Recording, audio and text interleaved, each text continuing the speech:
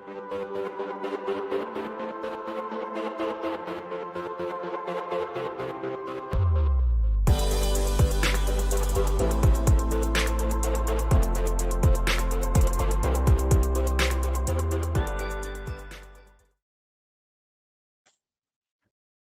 everybody, welcome back to the Dawn of Drones. I'm Dawn Zoldi, your host and the CEO of P3 Tech Consulting. We are continuing a month dedicated to global industry leaders, sponsored by Mission Go. But what an incredible leader we have with us today, Rex Alexander, the CEO and founder of 5Alpha. Rex, if you don't know him, I don't know where you've been, honestly, because this guy is out and about. He is a world-renowned expert on heliports, and now vertiports, and this thing we're not quite sure exactly what it is, drone ports. We're going to get to that towards the end of the show. But Rex, so great to have you on the show again. Now, welcome to everybody, and thanks, Dawn, for the opportunity. I greatly appreciate it. Always enjoy talking to you on everything aviation. Very good, very good. Well, I said again because Rex was actually on our legacy podcast called Drones at Dawn, which we did with InterDrone, Mike Peel, my producer, and myself. And I think in that show, Rex, you were with Yolanka Wolf from the Community Air Mobility Initiative, talking about advanced air mobility then. So check that out, everybody. That's actually on my P3 Tech website. I've got all those legacy podcasts up there. But we're going to go ahead and focus today on this idea of vertiports, heliports, drone ports. And Rex, I know you've been, you have just extensive experience in aviation, 35 years as a helicopter pilot, 25 years doing heliport design. So what I want to do first to kind of set the stage here is because we're going to be drawing parallels between the helicopter world and advanced air mobility or vertical takeoff and landing. Why don't we roll a video where you can kind of walk us through the different pieces and parts, I know that's a technical term, of a heliport, and then that way we can understand better like all the other things we're going to be talking about. So let's go ahead and do that, and I'm going to let you guide us, Rex. Okay, sounds great. So we did this as a build-up for clients. So you have the T-loft, the touchdown liftoff area, the lighting perimeter lights around that. And then with that, we put in a 12-inch white perimeter for the T-loft to market. Then the H goes in the middle. That's lined with the predominant approach departure path. You have the information box with the max gross weight and the max rotor diameter. Directional arrows for approach departure paths. And the H is a specific size. The information box as well, so the pilot knows how much how big of an aircraft it will take. Generally put it, and this is a ground-based heliport, shows it on a slight berm, makes for much better water runoff. And then those other areas of the FADO and the T-loft are in white and green. Approach departure lighting. You see the approach departure path, which is green for the 8-to-1, blue for the 2-to-1s. This is a surface that's protected by the FAA's Part 157 and 77. And there you see 2 approach departure paths into and out of the heliport. Now remember that the approach departure path is what we protect. So the helicopter is not going to generally fly that because it's only 7.125 degrees. Most helicopter pilots are flying about 10, 12, 15 degrees into any heliport, but that's what we protect to. So that's a real quick and dirty. You have the T-loft, the FADO, the safety area, the 2-to-1s, the 8-to-1s, and the approach departure paths, and then all the different markings and lighting that goes into, and that's a heliport. Okay, I'm going to ask you, because I don't know what this is, a 2-to-1 and an 8-to-1. What do you mean by that? All right, so an 8-to-1, when you look at the protected surface that's spelled out in the Code of Federal Regulations, they talk about the approach surface. So for every 8 feet that you extend horizontally from the edge of the FADO at FADO height, and the FADO being the final approach and takeoff or maneuver area, you then come up 1 foot. So at 80 feet, now you're at 10 feet. At 800 feet, you're at 100 feet. What that means is that is the floor that you want to maintain non-obstructing surfaces. You don't want anything to penetrate that floor. It's like a ramp into the sky. So the 8-to-1 is for the surface that we're trying to protect. The 2-to-1 on the outside of the 8-to-1 you saw in blue, that's the surface on the perimeter, which is a transitional surface. That's the area that we want to protect. So every 2 feet you go out horizontally, you come up 1 foot. And that's along the center line of the approach departure path, either side 250 feet. So your corridor is 500 feet wide by 4,000 feet long. Wow. Starts at 500 feet high. Okay. I mean, I've already learned so much, honestly, that I didn't know. And, things I didn't think about, Rex. No, seriously, like common sense things like water runoff, like in building these heliports in a way that water's just not sitting on there. And the lighting, I know all of these things are in certain standards, and we're gonna get to that when it comes to vertiports, right? But let's step back for a second before we talk more about design of the actual ports and all of these things. I want to get to terminology a little bit because, right, you and I, we always talk about this, Rex. Words matter, and so let's talk about, what's the difference between. Let's start with heliports. A heliport and a helipad. Good question, because that trips a lot of people up. Right. So I always try to reference anything that's defined by a regulation, because a regulation is something you can hang your hat on and it has teeth. So in the grand scheme of everything code and planning and land use, I always want to use the term heliport because the Code of Federal Regulations defines that in Part 1. Right. The FAA also uses the term heliport in other places, but we can go to that. So a heliport, by definition, is an area of land or water or structure used or intended to be used for landing and takeoff of helicopters. Now, there's a couple other places in the FAA that there's a few idiosyncrasies difference, but that's pretty much what we're looking at. Now, a helipad is not defined in any regulation. It is only defined in the Aeronautical Information Manual, and it's not really what the term you want to use. A helipad is only a part of a heliport. So when we talk about the 3 parts of a heliport, it's the touchdown liftoff area or TLOF, the final approach and takeoff area or FATO, and then the safety area. A helipad is really only the TLOF. So if you make a regulation for a helipad, really in essence, you only are covering a part of a heliport. Now, the other term that we use that I lean on is helistop. Now, the FAA doesn't really do a good job of defining that term. Where you use that term the most is not in the airspace world with the FAA, because the airspace and the geometry of a helistop is identical to that of a heliport. And the FAA has nothing on the books to capture that term. It's either a heliport or an airport. There's nowhere you can actually call it a helistop unless you give it the name helistop. Where it's important is zoning, because fire code and building code recognize a difference, and they basically say that a heliport is just what we just called it by the FAA, but they call a helistop exactly the same as a heliport, except no refueling, no storage of an aircraft, no hangar, and no maintenance will be done there. Okay. So if you're it's calling more it like a a touch and go. So it's one of those terms that's defined in a standard and a regulation. And you'd asked some of the other ones out there, if it's on a oil platform, we call it a helideck. Oh, okay, a helideck. So what if it's just like an emergency situation where like you have to land in a field? Is there a name for that? Yes, there are 2 names for emergency operations. We all recognize emergency scenes, so we call things scenes all the time. Those are a one and done type operation on the interstate somewhere.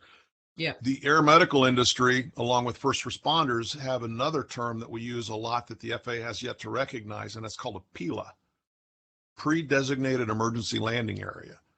So if you go to a county a lot in a specific area, what we do is we say, hey, we're going to rendezvous at this point every time we come in this location, because we can check it out in the daytime. We can both agree on its safety. We can keep it clear. And at 2 o'clock in the morning when you're setting something up, better to come here than try to land on an interstate. So the other one in that space, it's one level up. It's called an EHLF. LA, there's all these people in LA that think they have all these heliports on all these roofs. I said, no, those are emergency helicopter landing facilities. They've never been looked at by the FAA. They've never been looked at by Caltrans. And the guy that actually oversees that is the fire marshal. And Wow. I've crawled around a lot of EHLFs, and I would never want to land a helicopter on some of them. Well, I mean, you almost need a chart for this terminology, and that's just in the helicopter world. Let's bring it sideways over to the vertiport world, because you know, you and I've talked about this in the beginning. People are like, "Oh, we'll just use the FAA's advisory circular that deals with vertiport design, right?" Like, and Right. and all of that terminology. We'll get to the actual aircraft and why they're different. And those aircraft, I think the design and the characteristics will drive, obviously, some of the design characteristics of the vertiport, vertistop. But let's talk about some of those terms. So a vertiport, how is that being defined today?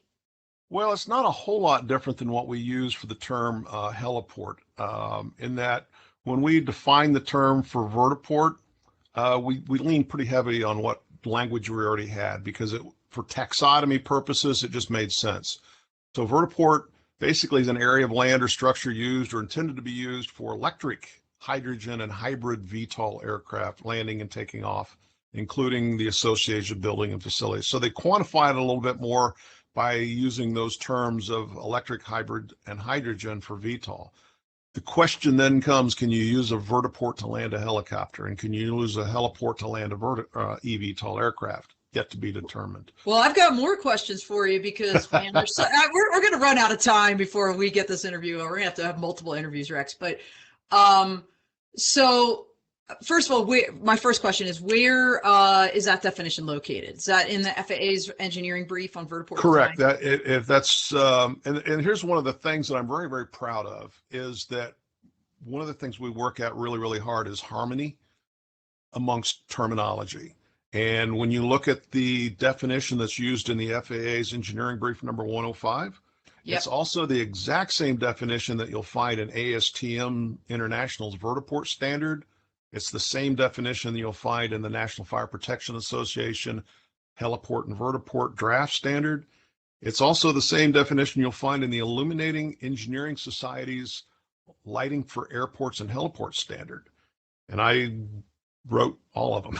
Yay. I know. See, this is why we've got this guy on the show, because I knew that, Rex, and I'm glad. Oh, well, that's good. No, I'm glad everybody knows it now. It's hugely important. And by the way, you used a term I think probably a lot of folks out there know, but I just want to be clear.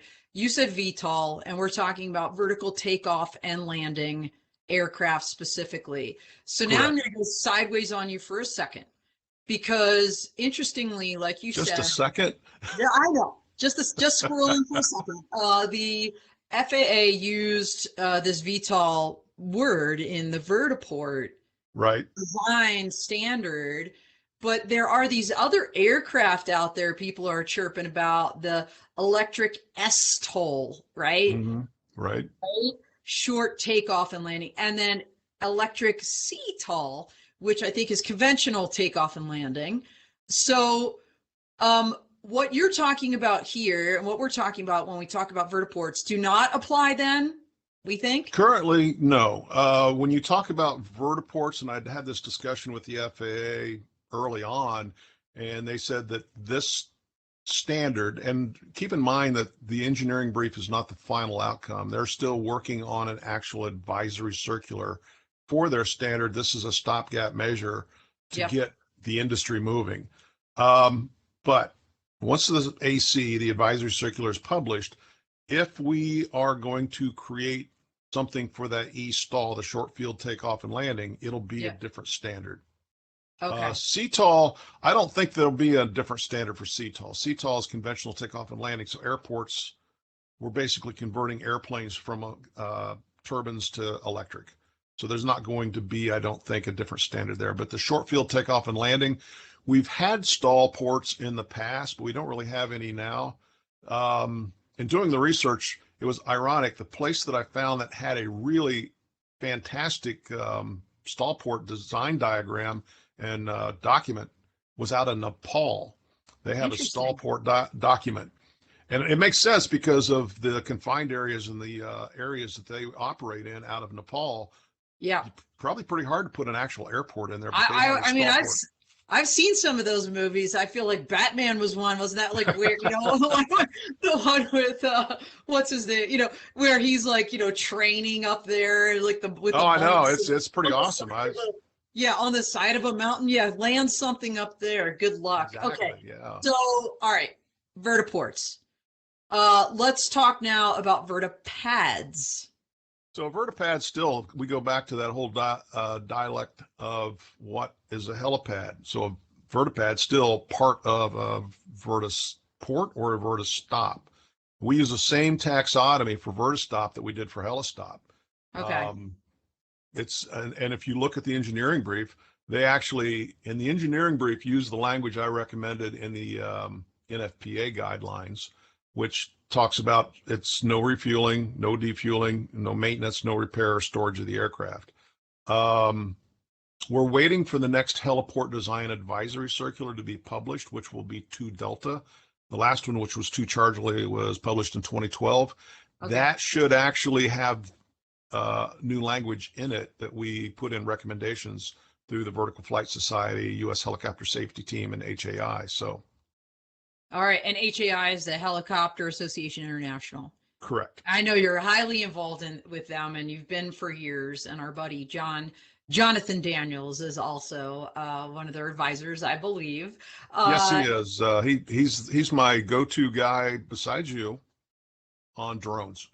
There you go. There you go. I go to him all the time. Actually, he's just a font of knowledge. But let's complicate this even more, Rex, because even whether we're talking about a vertiport or excuse me, a heliport, or in the future a vertiport, not all of them are the same because there's this public-private dichotomy. So let's talk about the public-private distinction for heliports and give us some examples of that. I would say it becomes a challenge. You really have to understand what it means to be public use versus private use, and public ownership versus private ownership. So I think one of the key differences, under current regulations, I foresee regulations being modified in the future. If you hold yourself out as a public use facility, be it an airport, heliport, or whatever, you have to be available to anyone in the public who is properly certificated and the aircraft's properly equipped. You can't say no. I think a lot of people assume that, well, it's public owned. I said, but they keep using the term public use, and it's use case is the key here. And if you by chance use federal grant money, now you have a lot of strings attached that you now have to meet all these criteria, this public use, public owned, and AIP. So most of the airports that are in the system that are in that area are like regional airports. And AIP is Airport Infrastructure Program. Airport Improvement Planning. Airport Improvement Plan. Mm-hmm. Okay. And isn't a key point of this that the FAA has a hook because of the grant money or that public nature, that they have some oversight authority? If you use federal grant monies, that then means that you are required to meet all the regulations that go with that. And there are, I want to say, and I'm not an expert in that field, but it's like 23 different documents that you now have to abide by. And I always tell people, I said, if you're going to get money, I said, ask for 4 times what you need, because it's going to take that much to bring you up to standard before you actually get a chance to use the money you want to use it for. Holy shnikes. And so conversely, if you're not taking that money and you're doing it completely on a private use, private owned basis, FAA doesn't have authority or jurisdiction, incredibly. Yeah, and that's a double-edged sword, because a lot of people, we're going to be private. I said, well, that's good, because if you're private, and we have worked really predominantly with the private industry, I've done some DoD and a few public, but the key is, if I'm private, I can make whatever guidelines, as long as they're not less restrictive than the FAA. I can work more restrictive guidelines. So I can say that only twin engine helicopters can land at my facility. Only helicopters that are pink with purple polka dots can land at my facility. Yeah. You have to have a letter of authorization. You have to have X number of dollars of insurance. I can go on and on and on. But isn't a key point to that, Rex, that if the FAA isn't overseeing those, they may not even be tracking them at all from, let's just hypothetically say, a mapping standpoint, like where even these things are? Well, it is a regulation on the books under Part 157 that if you have any landing area in the United States, you're supposed to submit documentation on it for just that purpose. Now, that being said, the FAA has no authority over private use, so you can have one of the most unsafe heliports or vertiports known to man, but if it's private use, they have no authority to make you do something. Only the state or the municipality has that authority, and in some cases, the states don't have anything on the books, and sometimes the municipality doesn't have anything on the books. So you're supposed to report it, but if you don't, I mean, are there any teeth to that? The only person that really has teeth would be the fire marshal, because everybody else is toothless. Pretty much, yeah. I mean, now if the states have regulations on the book, so California, Illinois, Florida have regulations on the book that require you to design and build a heliport in accordance with the FAA standards. So it makes the FAA standard regulatory. Yeah. National Fire Protection Association points to the FAA advisory circular and says that the heliport shall be designed in accordance with it. So they use that wonderful term shall. Now, there are a lot of heliports out there that are substandard. They have 3 determinations you can get. You get concur with exception, or objectionable. Concur, this is the airspace determination. Hey, you did a great job. We love everything we see. We wouldn't change a thing. Concur with exception. Hey, you did a great job. Here's some of our recommendations. Light that, trim this, mark that, and you're good to go. Okay. Objectionable. We don't know what you were smoking when you came up with this idea, but this is the most dangerous thing we've seen lately. Oh, yikes. By the way, we can't do anything to stop you. Here's your location identifier. Please don't kill anybody. Now, all this that you're talking about, Rex, really is from the heliport world. Correct. How do you believe, because did the engineering brief bring this over, this public-private thing, into the vertiport standard, or do you anticipate public use, public-owned vertiports versus private use, private-owned vertiports? Great question, and I don't have a good answer for you, other than I would point to the fact that the advisory circular that the heliports are developed to, it specifically states in there on page 1 that these are recommendations only. Okay. Now, if it's public use and you've accepted grant money, the FAA can force you to do something. Okay. But if it's private use, the FAA can't force you to do anything. Now, there is another term out there that a lot of state DOTs lean on heavily. It may be private, you're doing commercial operations. So they use commercial use at the state level to specifically say that, yeah, it's private, but since it's commercial, you have to uphold all the standards for public use. Okay. So that's going to require a regulation change in Part 77 and 157. Mm-hmm. And that's going to require an act of Congress to make that happen, to give the FAA any oversight. Like literally. Yeah. So, I mean, you could see, everybody, how much work needs to be done here. And it's really mind-blowing when you start peeling this back with someone like Rex, who's been in this world forever.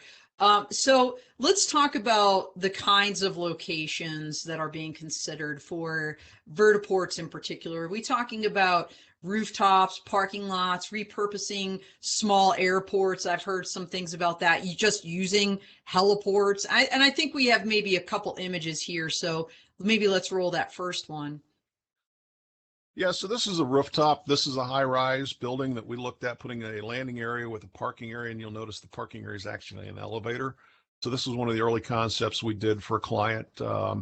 Those green and white striped circles, that's the FADO, the inner circle. The outer circle is a safety area. Those wouldn't be there. That's just for reference.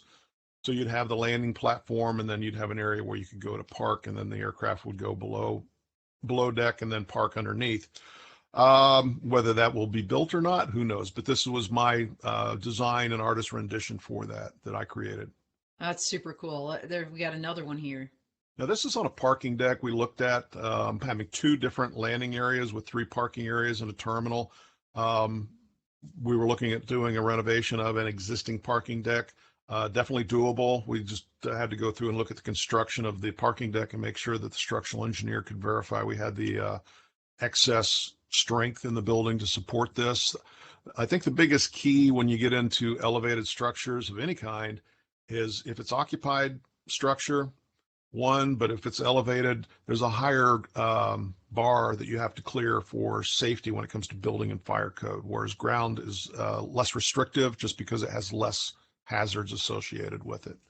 Yeah, in this I know. case, Yeah, go ahead. Go ahead. no, I said in that case, we basically looked at something that would actually support a throughput model of multiple takeoffs and landings. And then in this one, this was a similar idea based on the ground with a terminal. You can't see it in this simulation, but there were 3 teal-offs for 3 landing areas, and each teal-off had its own 3 parking areas with charging. And I built out the terminal based on a standard throughput for that number. Wow. Okay. Very cool. Now, as a practical matter, are any of these actually being built today? Because, when you read the news, no, I mean, you're laughing, but, you hear all this chatter about, oh, look, Lilium's building stuff in Florida. They're going to be flying by Right. next year is what they originally said. So Yeah. are there any of these things out there right now, at least in the US? I would say no. And the challenge is just because an engineering brief was published, we haven't set the system up yet for running that through the FAA for permitting or for airspace determination. So we have to create the forms for vertiports. We have to create the data capture for the terminology for vertiports. We really probably ought to have a regulation in place that actually says the term vertiport somewhere. Yeah. And vertipad. Yeah, it's Or one of those vertideck. things. Vertideck. Stop. Vertideck, vertistop, vertipad. Yeah. And then PILA, yeah. But one of the key elements here is we haven't trained anybody in the FAA. You have all these inspectors that they saw this the same time you saw it, and there's not a training program in place yet for the people that do the inspection and the people that do the airspace determination. So we still have all these things to go through and do before we start seeing people actually making applications for vertiports anytime soon. Holy shnikes. Well, let's talk about why these are different, right? So I think it comes back to the aircraft, right? So can you explain the difference between and by the way, look, we're gonna have to generalize here and do, no pun intended, 30,000-foot view because Gotcha. Right. The Vertical Flight Society that you mentioned earlier, huge fan, by the way, has their eVTOL directory that has over 700 different designs at all different kind of stages, right? From pen to, a sketch on a paper to, this one actually is military certification like Joby and Beta Technologies aircraft. Can you just kind of give us a very high level why the difference in the aircraft matters when you're talking about the kind of infrastructure design, the vertiport design? Yeah, well, I go into that for starters. Both are supposed to be able to do land and take off vertically, something helicopters have been doing fairly well for quite some time. But that said, eVTOL aircraft are designed around the concept of distributed electrical lift. In theory, this adds a huge element of redundancy. Also, it adds something that helicopters have had issue with for years, and that's noise. It uses electric versus turbine or piston-driven engine. That is always the one thing that we get pushed back in most communities is that noise. Now, I've heard this a couple of times from some good friends of mine in the aerospace engineering, and they're like, just because it's electric doesn't mean it's silent. There is noise. Now, how much and what the tolerance level is of that, yet to be seen. But that makes it more attractive, I think, from the standpoint of putting infrastructure in. in different areas. There are also several variations of eVTOL or VTOL and eVTOL themes out there. You get lift and cruise, quadcopter, vectored thrust, tilt rotor, tilt wing, and several others. Each design has its pluses and minuses. The key question is, what are the aerodynamic deficiencies? Where it's aerodynamic Achilles heel. So for helicopters, we have things like settling with power and vortex ring state that we design infrastructure around because we know about those. It's kind of like an airplane. We all know that an airplane will stall if you go too slow. Okay. Well, we design airports so that you got enough runway that you're never going to go that slow. Okay. Heliports, we make sure that the approach departure paths are always into the wind to the extent possible, because we know downwind operations are a bad thing. You can get into vortex ring state or settling with power. Weathercock stability, loss of tail rotor effectiveness. Those are things that we know about for helicopters. Gotcha. I don't know yet what an eVTOL's aerodynamic Achilles heel is. We've been told that they could potentially be more susceptible to vortex ring state than a helicopter. Okay, so downwind, so build downwind, right? Is that what you Yeah, said? well, the settings that you need really to get into that is a steep approach, 20 to 100% of power applied, and a descent rate of 300 feet or greater. But you're kind of guessing based on experience. I mean, this is an academic guesstimate. Well, it was in a white paper that was published in Germany, and it was pretty thorough, and it's been interesting to see this. Now, if you go on to the YouTube, type in drone and type in vortex ring state. There are a lot of people that crash drones on a regular basis that get into vortex ring state and have no idea why their drone just crashed.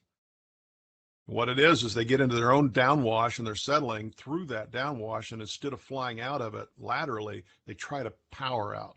When they power out, all they do is accelerate faster into the ground. Oh, wow. Okay. Some people call it the wobble of death. The wobble of death. All right. That sounds really, really bad if you're flying passengers and landing. Yeah, it's not a good thing. And that sounds really horrible. But yeah, I want to talk for a minute, Rex, about, you kind of alluded to this because I know you've been involved quite a bit in these zoning board hearings for heliports in particular, where the neighbors come out in droves, with pitchforks. They don't want that heliport in their neighborhood. Do you anticipate, first of all, what are you mentioned noise. What are the concerns, the primary concerns, maybe top three? And do you see these translating over into, kind of the vertiport or advanced air mobility world? No, I think safety is number one. Noise is number two. Property values are right up there. What's the impact of your vertiport or heliport going to have on my property values? Environmental impact. I've had to actually do research on what the impact of a heliport and flight would be to bald eagles. I once had to prove beyond a shadow of a doubt that it wouldn't have any impact on an endangered turtle once. So you never know what you're going to get. But I think one of the key elements when we look at how we classify all these private use heliports, and somebody said something, oh, we're just going to convert all these heliports. And I'm like, probably not a good idea, because most are private, and most private heliports are under a conditional use permit. And the conditional use permit usually has restrictions that you wouldn't want to live with. Oh, okay. Time of day, daylight only. And those permits are local. Those are local state. Exactly. That's a municipality thing. Yeah, that's a municipality thing. Okay. They're very restrictive in most cases, and you wouldn't want to build a business model around something that's that restrictive, because they say you can't do maintenance, you can't do fuel, you can only do 4 operations a day, you can only use one type of aircraft, you can only daylight hours only. And we make a lot of concessions to put heliports in today at private facilities. And there's only 54 public use heliports in the United States out of over 6,000. So, Rex, you've talked about this before. I know you've testified before the FAA multiple times, because we talked about like what's on the map, if you will, like what is documented out there. And I know you've expressed concerns that there are a whole host of, I don't know if they're helipads, helidecks. There's a whole host of important kind of landing areas for helicopters alone that are not properly, that are not really documented. Is that right? And tell us a little bit about that. No, there's a challenge there. We did a study back in 2019 for NASA, and we came up with an estimation that there's at least 2,000 heliports in existence today that the FAA is not tracking. Now, it's not the FAA's fault. No, is this like people are supposed to be telling them, hey, we built one here, and they're not? Yeah, well, again, we go back to Part 157 under the CFR, says that if you're going to have one, you're supposed to alert the FAA and file a Form 7480 and get a 5010, so you're in the system. The National Airspace System knows you exist. Yeah, yeah. Well, we did a study in Ohio. We looked at every hospital, and we found 44 hospitals that had heliports that were not on record. And that's a big deal when we look at beyond visual line of sight UAS operations. Yeah. Because Yes. how do I know that you exist, and how do I avoid you, or at least be alerted to you if you're not in the system?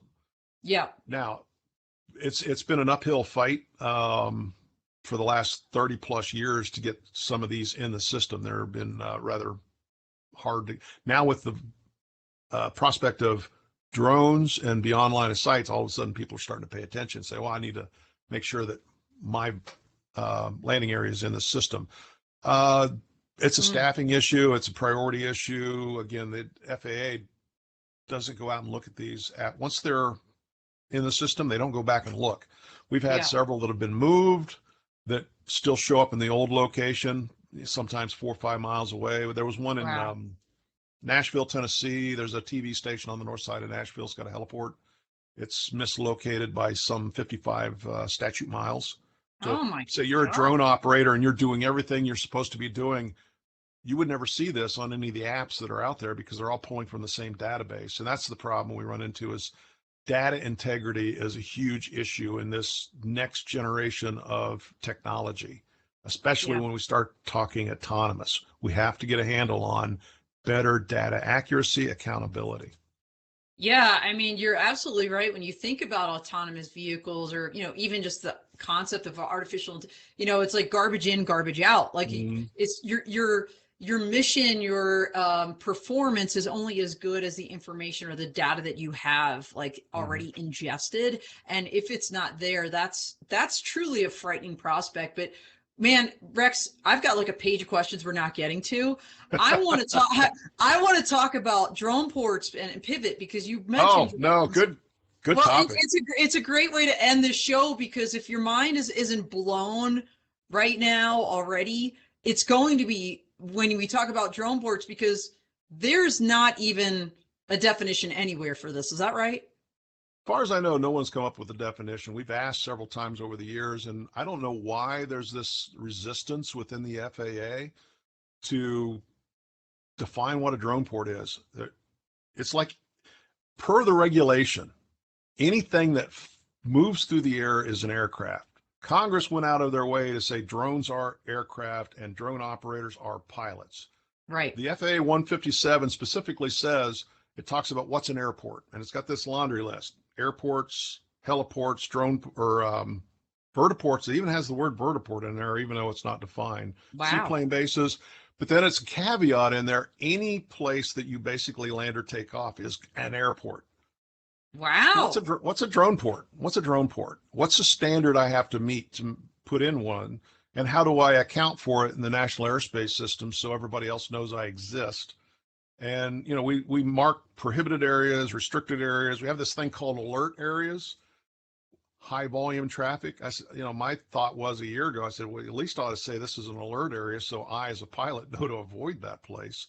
Because some of these places that we're looking at in Salt Lake City with a Wing, down in Bentonville, Arkansas with Walmart. Yeah, drone up. Yeah, 50, 60, 75,000 operations a year or more, out to 60 miles. Yeah, I mean, that's significant, right? And again, what is that infrastructure, what's that infrastructure supposed to look like? It's one thing if you're chucking one of those, those twisty pop out things, the circle, that you're throwing that on the ground or somewhere. But I've seen some, Drone Up, as an example, has a really cool, I think they're calling it the drone hub, right? It almost looks like, I'm going to go back to my Philly roots here. If you go down the Jersey Shore, they have some of the more robust, lifeguard stands, you know, Right. that are all boxed in. Exactly. Like, it Yeah. almost looks like that, like in my brain, that's where it goes, you know, but it's like, all right, that's cool. But like, what standards apply to any of these things, right? Like, so again, I don't believe in just regulating for regulation's sake, but just for safety consistency across the board. And like you said, reporting like, hey, we're here. Yeah. How That do seems you kind of, account for it? yeah, that I mean, seems kind of, that's the only thing. Now, I understand if you're operating a drone and you're going out and doing something in the field, you're taking video at a location, you're oh doing yeah, an that's inspection. That's a totally different right, animal. right. To be like, oh, I've got a, Yeah. you know, an airport right now. Like, don't bother me. Like, No, hey, no, I no. deserve to get that This airport is tax money. you have a commercial hub the size of Walmart moving thousands of packages a week. All right. That's kind of significant. You're doing commercial operations. You are an aircraft and you are operating out of, as defined by the FAA, an airport, but we don't define what that is. We talked about this. I think you, myself, and our good friend Don Burkhoff is like Yep. the Senate subcommittee is having FAA reauth meetings right now Yep. on this 2023 when that. specific Yep. topic. Yes. Now we're in the throes of elections, so I don't see a whole lot happening right now. Oh But yeah. now we're working behind the scenes trying to get people from HAI, Helicopter Association International, my good friend Jim Viola, people from Vertical Flight Society, Mike Hirschberg, Yep. and then some other folks to include Jonathan Daniels and myself to get in front of this group and give them some education on this is what we have, this is what we need to fix before we move forward, and this is what we need in the future. Right. Because we can put it in the act, but if we don't get the funding, it's never going Yeah. to happen. So we got to get something in writing, and we got to get it funded at the same time. So we're diligently trying to pull those strings, move this along, and get something done so that we can help the FAA move this forward. Well, I'll tell you what, Rex, I totally agree. You need the money to go with that because, you know, I've lived the dream being in the military as long as I have. All, you know, like we call it the unfunded mandate. Oh It's like yeah, you're telling me to do X and Y and you're giving me no money to do it. So I at know. some Yeah, point, it's like you you can't do know, anything with that. yeah, something's got to give, right? Absolutely. All right, we are almost at time, which is kind of crazy. But I want to ask you this question because it's fun and I don't know what your answer is going to be. Okay, If you were king of the world for the day, for the day. what is the one thing you would do in this kind of vertiport, drone port arena? What's the one thing you would do or change? The one thing that I do, I think I would focus on revising the regulations because we've been dealing with regulations that are very outdated already, and they don't speak to low-level infrastructure like they should.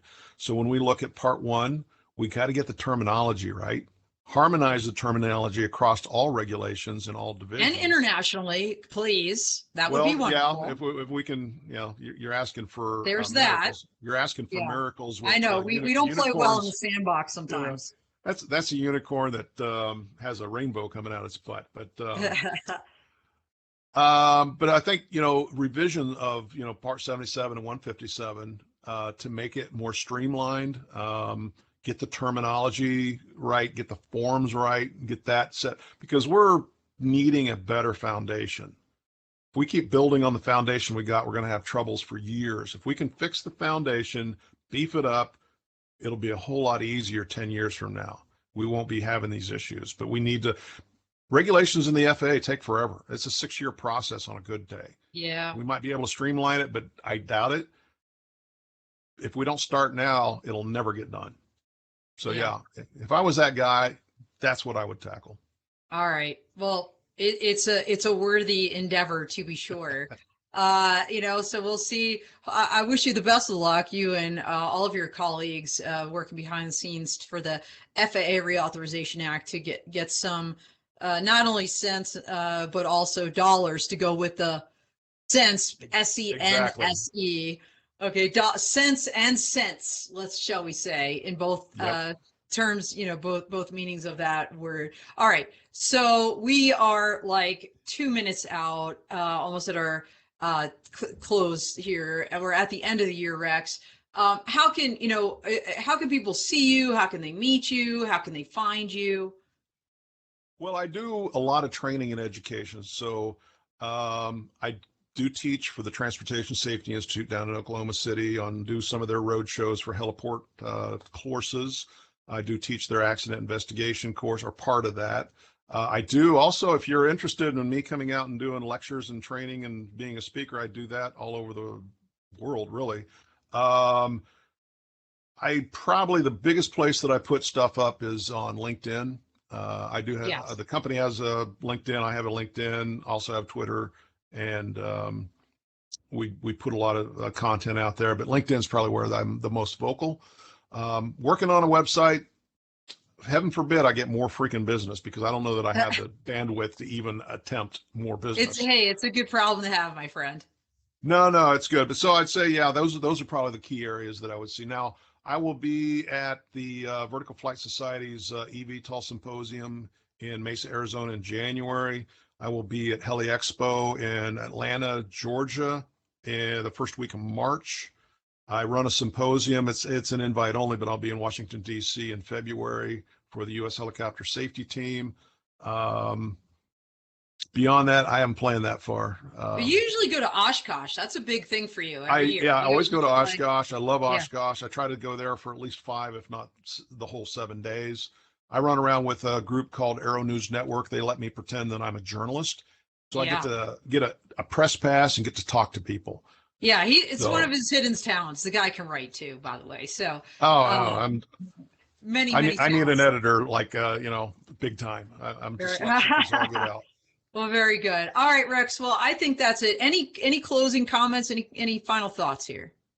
No, I think it's a very interesting, very exciting industry at the time right now, and we're seeing technology is racing. We just got to get policy to catch up a little bit, I think. So the one thing I will leave you with is now that everybody has learned what a vertiport is, there are people coming out of the woodwork that I would be careful of. There are a lot of charlatans out there looking to separate you from your money. Make sure that you're getting somebody that actually knows something about vertical lift and vertical transportation before you sign a deal to build a vertiport, because I've seen a lot of people coming out that I have no idea who these people are. And I start talking and they have no clue what I'm saying. And I'm like, you should know this. This is basic stuff. Got it. Got it. Yes. Well, it's always, as they say in the law, caveat emptor, buyer beware. Amen to So that. it's a good note to end on. And you know what? That's all she wrote. We are out here. Take care.